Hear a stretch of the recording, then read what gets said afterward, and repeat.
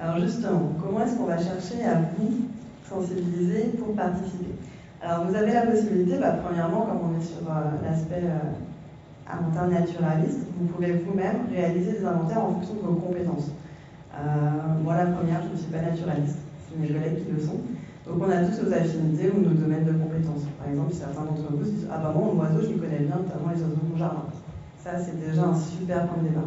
D'autres vont me dire « Bah moi, je suis pêcheur, je préfère observer les poissons, c'est plus facile pour moi de faire la différence entre un brochet et je suis très nul en poisson, j'ai pas dit ça bien, mais vous m'avez compris. » Voilà, donc l'idée, c'est que vous avez des connaissances au départ, mobilisez-les pour faire l'inventaire. Vous avez la possibilité aussi, par exemple, de dire moi, j'ai pas forcément de compétences, mais j'aime bien faire de la photo, je vais faire des photos, et puis je vais venir rencontrer les naturalistes de mon environnement pour qu'ils m'aident à identifier les espèces. Et puis comme ça, nous, on vous identifie les espèces et vous montez aussi en compétences, parce qu'après, vous saurez les reconnaître par vous-même. Et justement, pour acquérir ces compétences, vous avez la possibilité de participer à nos journées de formation ou à nos sorties nature. On proposera les deux types d'actions tout au long de la BC. Certains d'entre vous ont peut-être déjà profité de nos sorties nature au cours de l'année, puisqu'on en a fait 4 ou 5 cette année. Donc l'idée des sorties nature, c'est vous accompagner. Vous êtes 2 heures avec un naturaliste sur une thématique. Il vous explique la faune, la flore, etc. Alors que les formations sont vraiment spécifiques à la reconnaissance d'un taxon. Par exemple, on va proposer des formations reconnaissance des oiseaux. Donc vous avez une partie théorique en salle, on vous explique un peu la différence entre les différentes espèces, celles qu'on peut rencontrer, etc. Et une mise en application l'après-midi sur site pour être sûr que vous avez bien tout enregistré, tout retenu et que le naturaliste puisse vous aiguiller au besoin. On fait la même chose pour les papillons, pour les criquets, pour les libellules, les odonates, etc. Donc n'hésitez pas à venir participer à ces journées de formation, c'est là où vous allez en apprendre le plus pour essayer d'être le plus autonome possible dans les inventaires participatifs. Et du coup, je l'ai un peu abordé. L'idée, c'est de participer aux permanences nature, donc il y en aura plusieurs qui vont être proposées au cours de l'ABC. C'est l'occasion de venir rencontrer un naturaliste et de poser des questions. Alors ça peut être des questions de reconnaissance d'espèces. J'ai vu cette espèce-là dans mon jardin, pour le coup, je ne sais pas trop ce que c'est. Ou même des questions juste de biodiversité sur... moi je me posais la question, on m'a dit que les oiseaux, il ne fallait pas que je les nourrisse en été. Est-ce que c'est vrai, est-ce que c'est pas vrai, est-ce que je continue à les nourrir? Tout type de questions qui vous semblent pertinentes, vous pouvez bien les poser dans le cadre des permanences. Donc là, je vous ai mis un exemple d'affiche que vous avez peut-être déjà vu, où on vous invite à venir justement à un créneau horaire sur une date précise pour poser vos questions. Après, on reste joignable tout le temps par téléphone ou par mail si vous ne voulez pas attendre, si vous n'êtes pas disponible pour la permanence nature. Alors du coup, il y a plusieurs façons, en plus des inventaires naturalistes, de vous rendre acteur.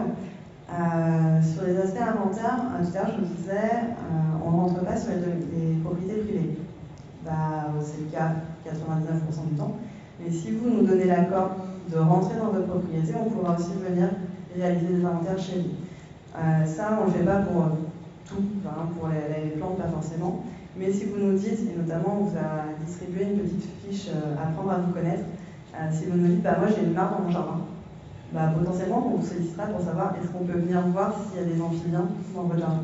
Si vous me dites, chez moi je vois beaucoup de chauves-souris, puis j'ai des combles que je n'utilise pas, qui ne sont pas très bien isolés, il y a possibilité qu'il y ait des chauves-souris dans mes combles, ou alors j'ai une cave, on pourra aussi venir poser un enregistreur sur une nuit pour savoir concrètement ce que vous avez comme espèce chez vous. Donc ça, c'est à vous de nous dire, moi je suis intéressée pour que vous puissiez venir directement chez moi pour faire l'inventaire sur les parcelles, mais on ne pourra pas faire toutes les parcelles de tout le monde, mais si vous êtes intéressé, on pourra tout à fait venir voir ce qui se passe chez vous, et c'est d'autant plus important, notamment je pense aux amphibiens, puisque du coup les amphibiens sont dépendants, je vous disais tout à l'heure, du réseau de mares au sein d'une collectivité, et ça nous permet à nous de voir effectivement leur possibilité de se déplacer au niveau de la quantité écologique, et donc du coup d'identifier des enjeux particuliers à leur préservation. Donc la première chose, c'est si vous le souhaitez, il n'y a aucune obligation, c'est de nous donner accès à votre propriété, notamment pour des relevés spécifiques. La deuxième, c'est ce qu'on appelle les données opportunistes. Alors tout à l'heure, je parlais des protocoles. En fait, on va passer 2 ou 3 fois dans l'année à raison de points d'écoute de 20 minutes ou 6 minutes, toujours au même endroit, même période. Mais il y a aussi des données opportunistes. Par exemple, ce matin, en passant, il y a un hérisson qui a traversé la route. C'est pas le cas, mais j'en ai bien vu. Voilà, je vais le noter. Que le 23 octobre à 9h, j'ai vu un hérisson à Moret-sur-Loing. Donc ça peut être au cas par cas, en fonction de vos observations. Ça peut être des choses très simples. Moi, j'aime bien aborder le sujet du hérisson, puisque par exemple, tout à l'heure, je vous parlais des bases de données, notamment l'INPN, etc., sur CETIA, par exemple, qui est une base de données qui date de 2012. Quand en 2012, on demandait aux scientifiques est-ce qu'il y a du hérisson en Seine-et-Marne, il n'y a aucune base de données qui disait qu'il y avait du hérisson en Seine-et-Marne. Pourtant, on a tous vu du hérisson en Seine-et-Marne. Maintenant, depuis 10 ans que la plateforme elle existe, depuis 10 ans qu'on dit aux gens, voilà, même le hérisson, c'est une espèce facile à reconnaître, voilà, vous la rentrez dans la base de données. Maintenant, quand on sort la carte, il y a du hérisson partout en Seine-et-Marne. C'est pas qu'il est arrivé depuis 10 ans, hein, il était déjà là, mais c'est juste qu'on a amélioré la connaissance. Et donc du coup, même des observations, moi je ne vous demande pas d'aller chercher l'espèce protégée qu'on n'a pas vue depuis 20 ans, mais même des observations très simples, ça permet d'enrichir la connaissance. Notamment par exemple sur un exemple très bête, et pour le coup, à Morel en Yorval, on est concerné. Dans la base de données CETIA, on a la possibilité aussi de rentrer ce qui est la mortalité routière. J'ai vu un renard écrasé à tel endroit. Si au bout de 10 ans, on a 50 000 observations de renards, d'écureuils, d'hérissons, etc., écrasés au même endroit, peut-être que les politiques se diront là, j'ai quand même vraiment un point fragmentant sur ma route où potentiellement je peux essayer de mettre en œuvre des outils qui vont permettre aux animaux de traverser en toute sécurité. Ça a été le cas à Montigny-sur-Loing, Moret-sur-Loing, avec le crapaud-duc. Le crapaud-duc, c'était ça, une forte mortalité routière. Alors, pour le coup, on n'avait pas besoin de le rentrer dans les bases de données parce que vu la mortalité, 4000 amphibiens écrasés chaque hiver, ça se voit, il n'y a pas besoin de le noter. Mais cette analyse de la connaissance et surtout le fait que les espèces se sont ensuite décalées sur leur trajet a fait qu'on a prolongé le crapaud-duc l'année dernière. C'est parce qu'on a enrichi la connaissance qui a permis ensuite à nos politiques de mettre en place les outils adéquats. Et sur les inventaires, vous avez la possibilité aussi de participer à ce qu'on appelle les sciences participatives. Les sciences participatives, ce sont des protocoles, donc c'est des méthodes scientifiques d'observation sur différentes actions. Par exemple, on parle de ce qu'on appelle le SPIPOL. Le SPIPOL, c'est le suivi photographique des insectes pollinisateurs. Et donc, c'est une méthode qui dit que, par exemple, une fois par semaine ou tous les jours, vous allez noter toutes les espèces qui se déposent sur la même fleur pendant 5 minutes. Voilà, donc, c'est quelque chose c'est un rendez-vous régulier, en fait, d'observation. Ça peut être la même chose sur les oiseaux à la mangeoire, et c'est d'ailleurs le cas de la fiche qu'on vous a distribuée, puisque là, on va rentrer en phase automnale, hivernale, on commence à nourrir les oiseaux à la mangeoire, donc c'est un endroit où on va pouvoir faire facilement des observations. Et on vous a joint d'ailleurs une fiche de reconnaissance de certaines espèces, parce que des fois, on n'est pas trop sûr de nos observations, donc ça peut vous aider à identifier l'espèce. Donc ces sciences participatives, elles sont sur plusieurs actions. Vous pouvez choisir celui qui vous intéresse, choisir de tous les faire. Bon, après, ça dépend aussi de vos configurations de jardin.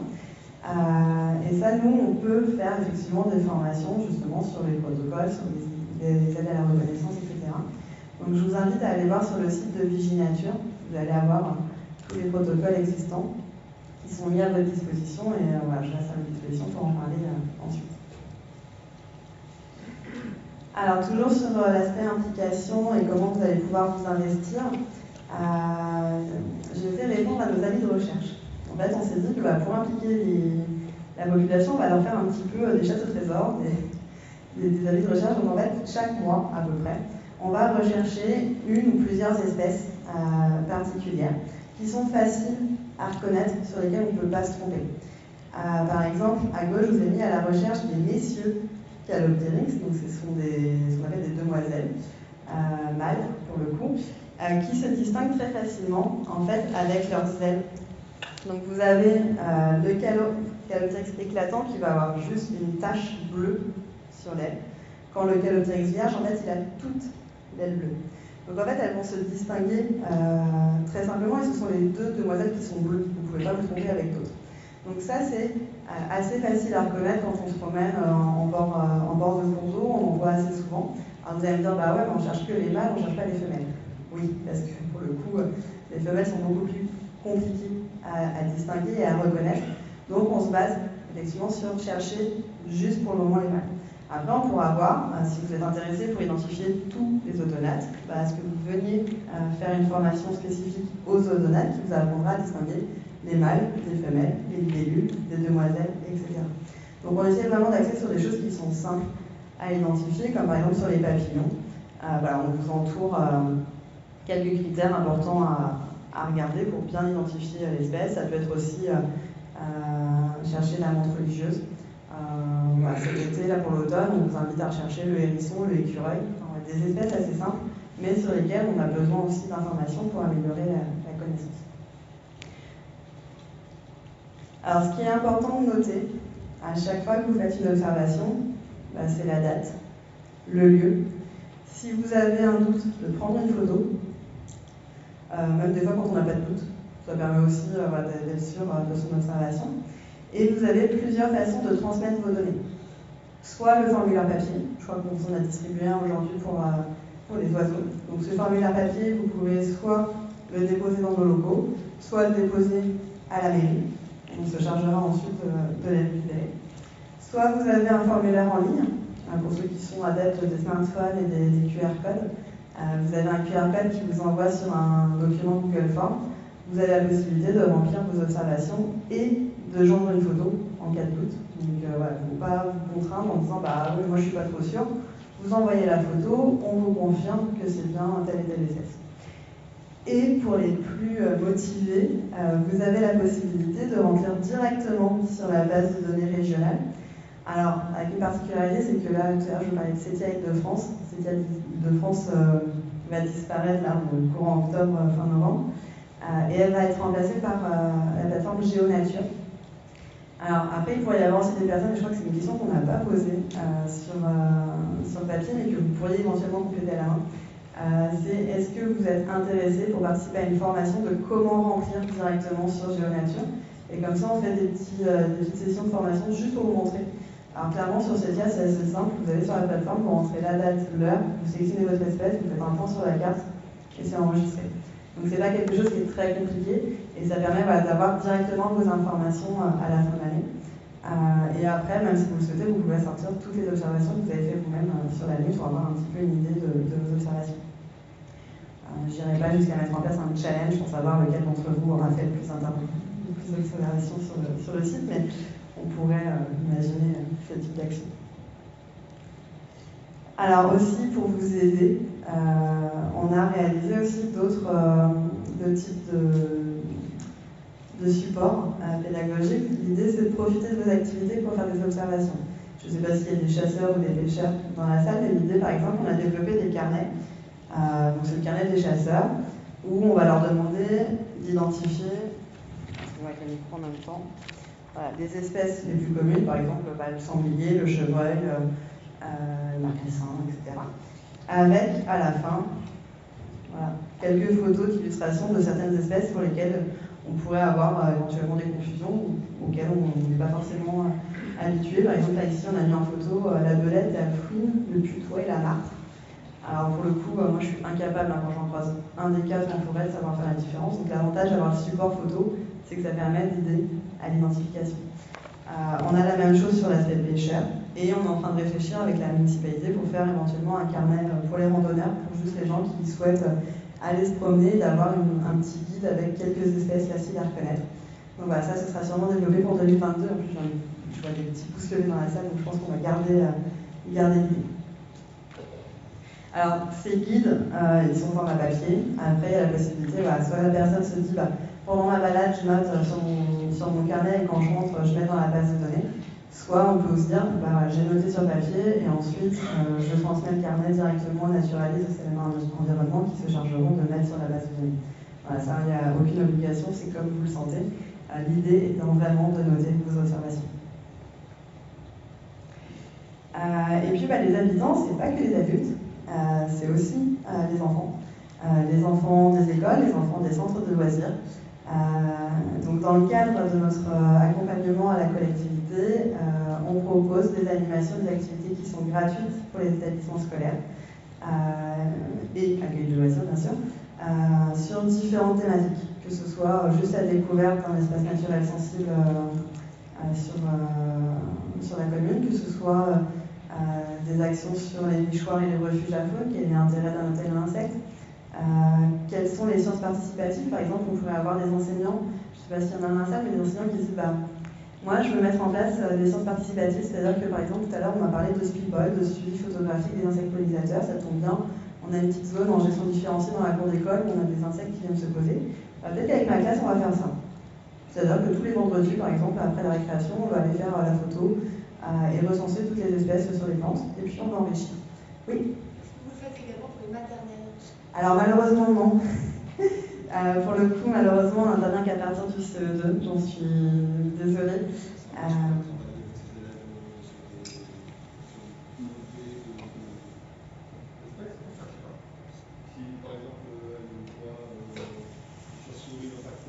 Oui, alors, ça n'empêche pas effectivement aux écoles maternelles de faire des observations. Malheureusement, nous, notre direction a pris la décision il y a quelques années de ne pas faire. En fait, avant, on faisait les CPCE1, on n'a jamais fait les maternelles. On faisait les CPCE1, il y a des précisions il y a quelques années par notre conseil d'administration de ne faire qu'à partir du CE2. Donc malheureusement, même dans le cadre de l'ABC, c'est compliqué pour nous de revenir sur ces décisions. Mais, après, on pourrait voir éventuellement avec la mairie à développer des outils pédagogiques faciles qu'on pourrait vous mettre à disposition pour pouvoir vous lancer dans ces observations. Oui, et puis, alors je ne sais pas si là vous m'entendez. L'Atlas de la biodiversité, effectivement, l'association qui va nous accompagner en priorité sur tout cet atlas, c'est Seine-et-Marne Environnement. Maintenant, il est mené aussi par la municipalité et on a la possibilité de s'adresser aussi à d'autres intervenants pour compléter. Donc je pense que pour les maternelles, par exemple, s'il y a des enseignants qui sont intéressés, on peut tout à fait compléter avec d'autres intervenants qui pourraient accompagner les classes pour faire des activités sur la biodiversité. Il y a quelque chose de prévu pour ça aussi. Voilà. Donc n'hésitez pas à revenir vers nous. Voilà. Merci du complément.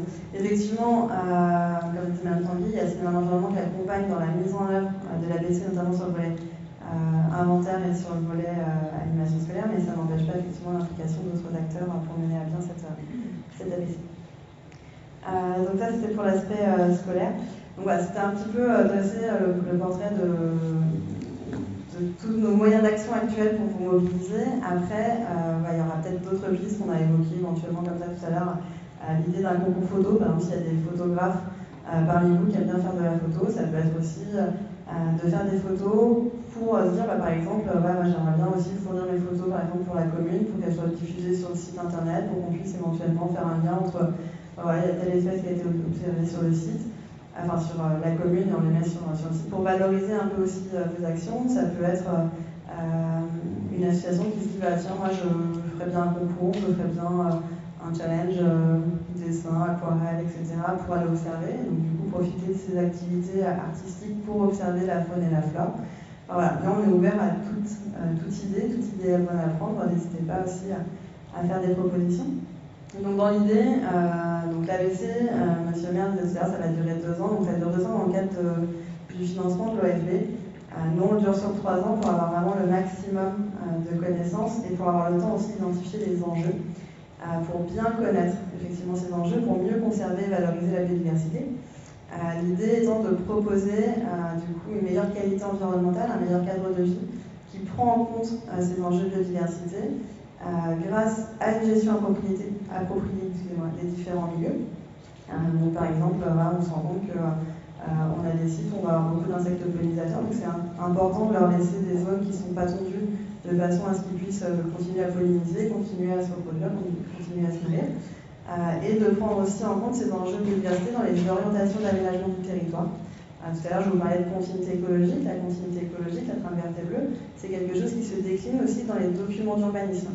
Donc, par exemple, en fonction des enjeux qui vont être définis, au moment du prochain PLU, c'est important de pouvoir avoir identifié les enjeux et se dire, là, par exemple, oui, effectivement, vous voulez faire une zone à construire.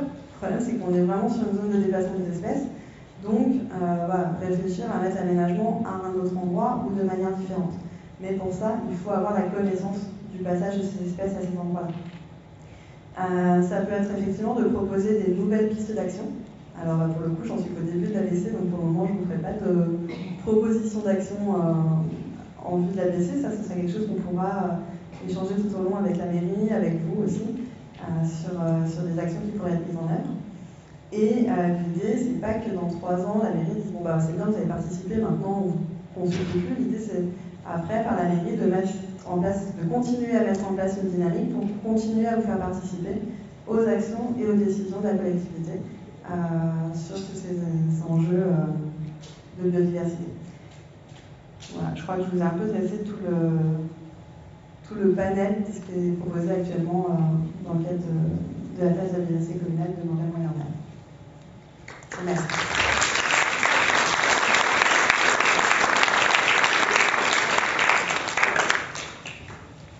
Bon, merci. Donc voilà, je pense que vous avez un petit aperçu de tout ce qu'on peut faire pendant ces prochaines années, en commençant dès à présent. Je pense que ce qui est très important, c'est de constituer une culture commune sur cette question de la biodiversité, que ça devienne quelque chose, et pas juste quelque chose d'annexe, que ça devienne quelque chose de central dans nos vies, dans notre manière d'aborder notre patrimoine, notre environnement, et que l'on puisse construire ensemble une vraie communauté sur ces questions-là, parce que pour répondre à ces petits défis, pour essayer de se projeter dans toutes ces expériences qui sont des réelles expériences de découverte de notre environnement, en fait, plus on sera aussi structuré dans une communauté vivante, dynamique, qui interagit, qui se positionne, qui échange, etc., plus de ces choses-là vont aussi vivre autour de nous. Alors, plutôt que de faire chacun ça dans son coin, on peut tout à fait travailler pour nous structurer, parce que de la même manière que le patrimoine bâti vit et valorisé grâce à des associations qui le décrivent, qui le construisent, qui le promeuvent, rien ne nous empêche petit à petit, d'une part, de densifier celles qui existent dans le secteur, et d'autre part, d'avoir ces communautés qui s'organisent pour pouvoir porter tout ça dans la durée. Parce que, encore une fois, l'objectif, c'est pas effectivement de s'arrêter au bout d'un an et demi ou 2 ans, c'est de pouvoir tenir ça dans le temps. Donc voilà, maintenant, je pense que l'idée, c'est surtout de vous écouter, d'échanger, de répondre à vos questions, à vos propositions, parce qu'on est au démarrage, donc on a plein de choses à imaginer ensemble. On peut tout à fait aussi se fixer comme principe d'avoir des réunions régulières pour raconter où on en est. Voilà, on aura les supports, mais on pourra tout à fait... de toute façon, on a prévu toute une série de réunions publiques. On se disait au moins une réunion publique sans doute par an sur les questions de l'environnement. Donc c'est soit à cette occasion-là qu'on parlera de l'ABC, soit on pourrait aussi imaginer des réunions spécifiques, parce que en soi, ça le vaut bien. Donc voilà, je vous passe la parole et puis moi je m'occupe d'ouvrir les volets.